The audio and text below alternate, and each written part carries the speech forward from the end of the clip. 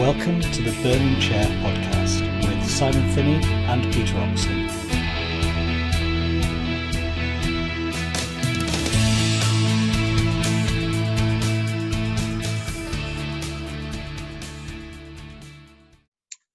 So welcome to the Burning Chair podcast, and we have great pleasure in bringing Georgia Springate on board as well. Thank you very much for joining us. Thank you. And Georgia, we interviewed you last time about specifically Beyond, your new book that's coming out, and that's really exciting. But what we wondered if we could ask you a bit more about you and about what's driven you and got you to where you are now, a successful author about to release her first debut novel. So if you don't mind, we'd like to ask you a few questions. Of course, go ahead. Fantastic. Well, tell us a bit about yourself. So give us the kind of, the 60-second your background, who you are. So I am just a very run-of-the-mill girl, really. Live in a crazy house. I've got 4 sisters. I've got 3 dogs. We have a lizard. We have a tortoise. We basically run a petting zoo. I work a standard office job, which just gets me by for now. And I'm also studying with the Open University, about to finish my last year of English literature and creative writing, which will hopefully bring a lot more exciting things than a 9-to-5. Fantastic. And what prompted you to do the creative writing course and kind of get into writing in its fullness? So I just wanted to do a degree. I was looking at going into teaching and things like that, and I thought, I still want to work. I'll do an Open Uni degree, which is so amazing. They're so accommodating and lovely. You can fit it literally around whatever your commitments are. You run a zoo, you work a job, whatever you do. I do both, as I said, run a zoo. You just fit it around your commitments, which is so good. So I wanted to do English because I love English. And then I thought, hey, I also love writing. I might not be that good at it though. Maybe I'll do this course. Off I went, and it's just given me so much more confidence and the ability to sort of think outside the box and use different mediums, different language, different characterizations. So I really feel like I've grown as a writer from this course, and I just love it so much. It's so much fun. That's fantastic. The fact that you've been able to fit it around everything else as well. I mean, I actually saw today that the Open University is now 50 years old. It's its 50th birthday. Yeah, 50 years old.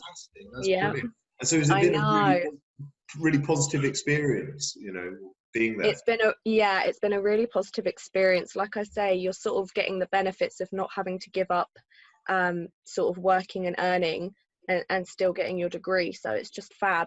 And you're not, people think, oh, you're all alone, you're just hunched over a laptop, as I am, just generally anyway, but actually you go on a lot of day schools and evening tutorials, and you meet a lot of students. There's a lot of sort of student activity. There's a write club where we all sort of chip in together and share each other's writing and promote each other's work, and it's just really a positive experience and a positive environment to be in.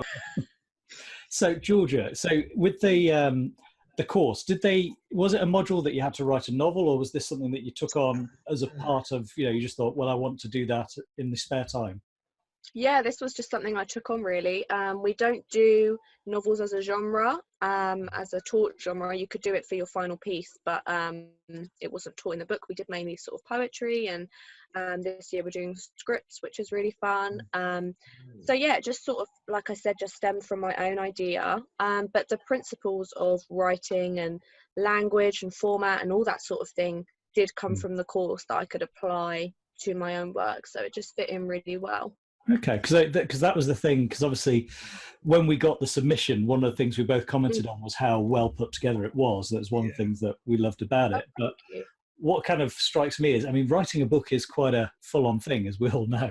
And it's, it's a lot of big time investment. And you're doing that as well as the course, as well as working, as well as looking after 10,000 animals and all that kind of stuff. How did you find the time? How did you find the time? Oh God, I don't even know. I think looking back, it was more a case of, it didn't feel like a mammoth task that I had to complete. It felt like something that I loved doing and I wanted to do.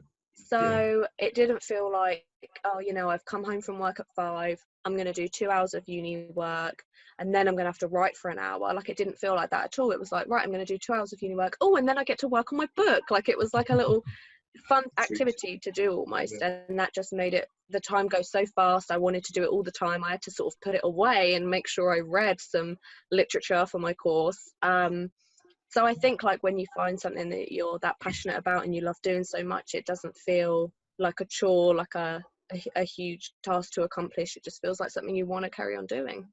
Okay. That's really good. So what's your writing kryptonite? What stops you from writing? Oh God, what stops me from writing? You know, I guess you hit blocks. if I am, I don't know. I guess I found it quite hard when writing Beyond. Obviously, I didn't have a plan. So there were certain points where I'd get to a point in the book and I think, right, what am I going to write now? And it wasn't so much of a block, but it was more of sort of a decision pathway. And that's how I like to think of it. Even when I've been writing my own work for my uni module, I like to think, right, I don't know what to write now. That doesn't mean there's a block. That means there's some pathways. Let's sort of scribble a few notes about what I could do and what I might not do, and go from there. Sort of, don't think of it as a wall, think of it as a little path, you know, weave your way through. That's good. That's good advice, actually. Really good advice. Thank you. Yeah. So you're very occasionally that does happen. Yeah, exactly. Quick, store that. Yeah. You're very active on social media. You know, you've got a great Twitter following.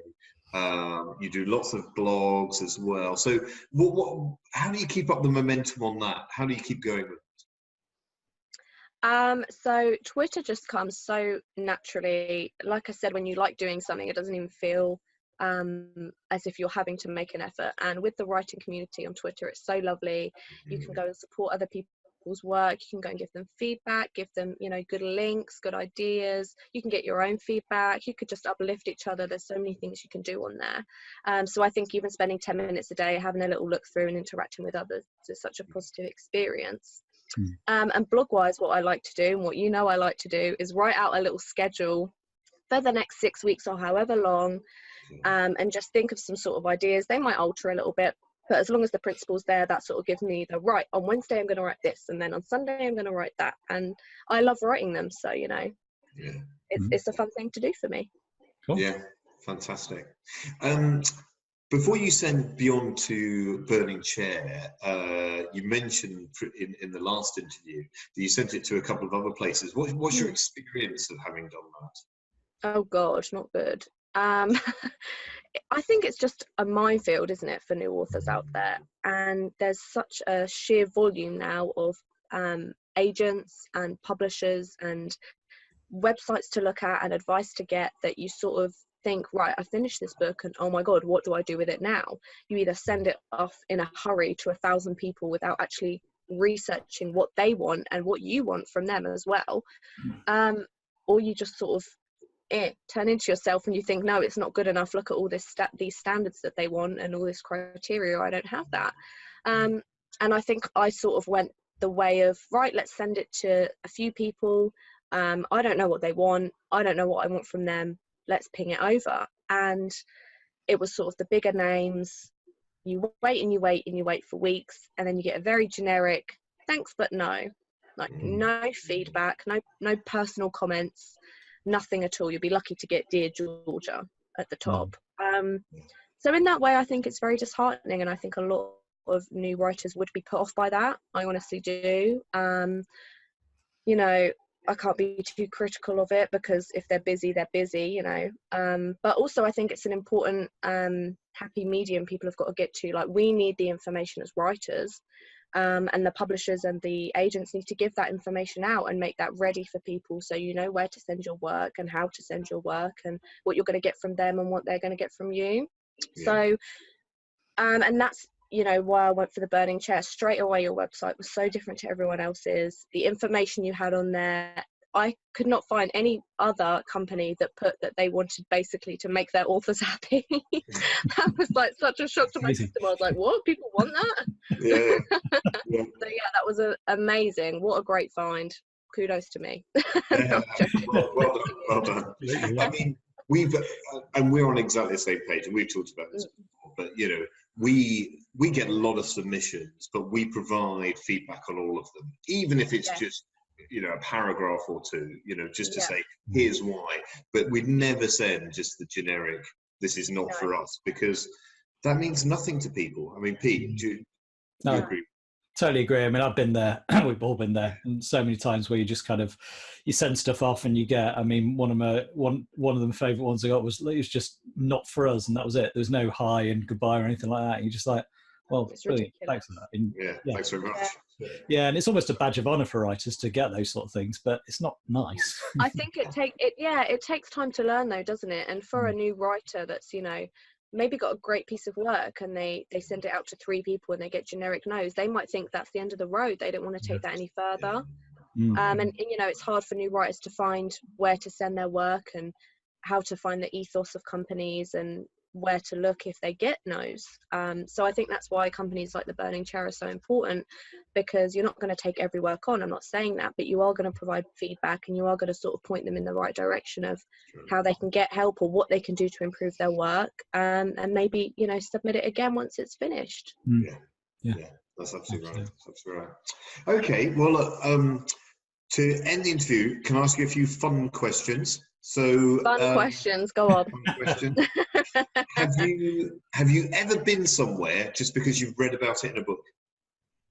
No, I don't have that sort of money yet, but that is on the list. That is on the list, right? Fair enough. Were there any authors that you really hated at first, but then you grew to really like?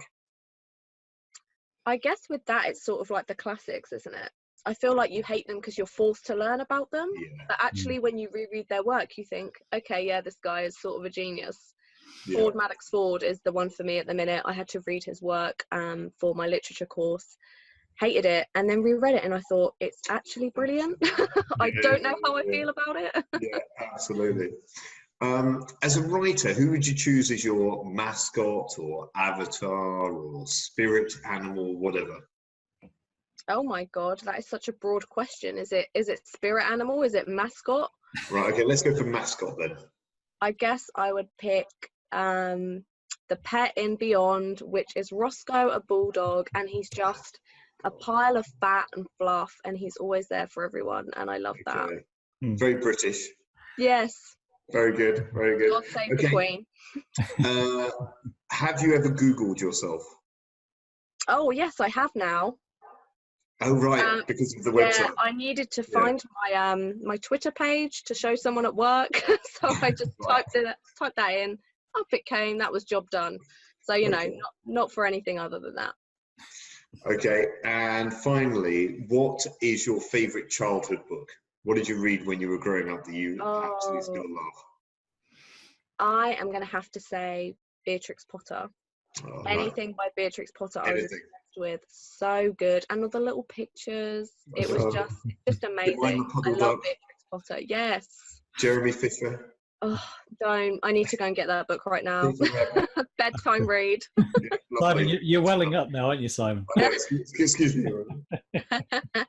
But, I mean, she was inspirational as well, right? Absolutely. I mean, think about at that time in British history. So, yeah, absolutely brilliant. Absolutely iconic, yeah. I love her. Well, look, Georgia, thank you so much for being fair sport and answering all of our ridiculous questions. So that's been really good of you. Thank you so much. And we wish you all the best with the success of Beyond. Thank you. You guys too. It was lovely speaking to you.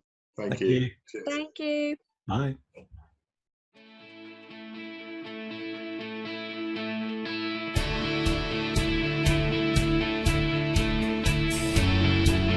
You've been watching the Burning Chair podcast with Simon Finney and Peter Oxley. To find out more, visit us at www.burningchairpublishing.com.